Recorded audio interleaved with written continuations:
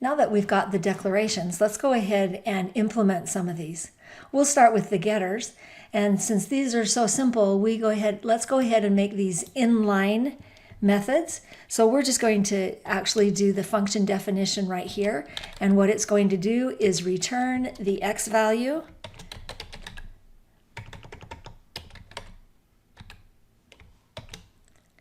And that's the whole thing. That's what it does.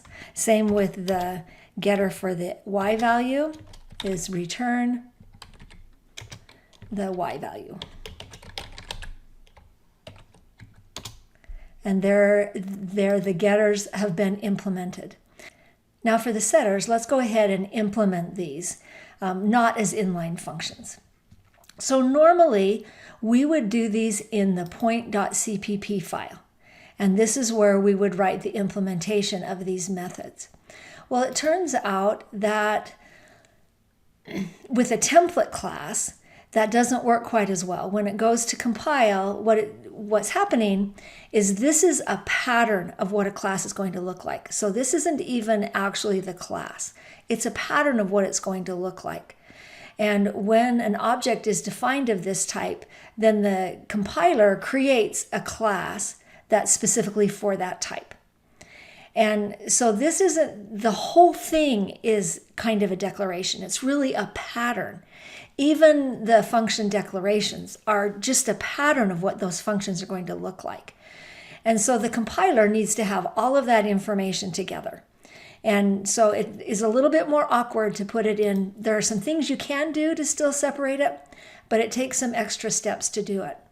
So we're going to actually, since these are just a pattern and not the actual implementations, we're going to put it all in the .h file. So we're going to keep them all here. And now these become template functions because they're actually working with this template class, and they're going to be using that template type. So the template functions that we're going to be creating, notice we're outside the class declaration, but we're still in the point.h file. We need to go ahead and preface it with this template header file. So each of the methods that we now write the pattern for will have this template type name T in front of it. And then we can go ahead and put this,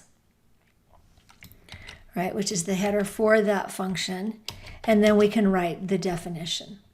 Now, in this case, we're going to allow the x values to be any value. They can be positive, negative. So any value that's allowed for this type, the x value can be one of those. So we actually won't be doing any supervision. So we're just going to assign it directly. We're going to keep it in its own method. So we can, if later we decide it needs some supervision, we can add it.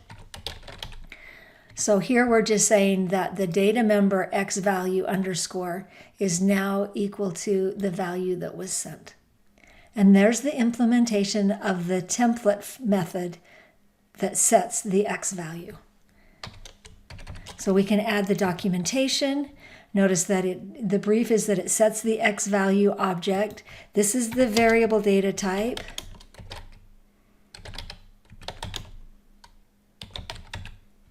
And then the x value is the value to set x value.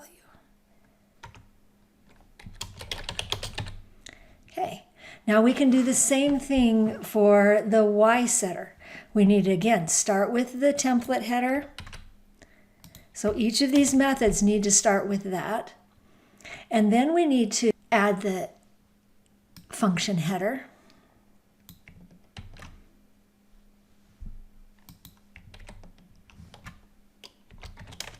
And this one is also going to do the same thing. It's going to set the y value equal to the y value that's been sent. And we can write the description. In fact, I'm going to just copy this. It's so close, right? But now it's just the y value and set the y value. And then that's the same. Now, notice that we're outside the point class. So we need to be able to use the point and the scope resolution operator with these names, right? This becomes important that we say, no, this is associated with the point class. And in the past, this is how we've done it.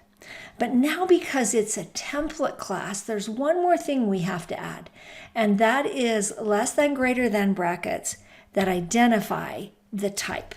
So in here, we're going to put the type, and in our case, it's the variable type. This is the part that will be replaced once a type is defined for it. So preface each of these method names with the class point with this additional identification that this is related to the type T. So it's a point class, specifically a point class of type T.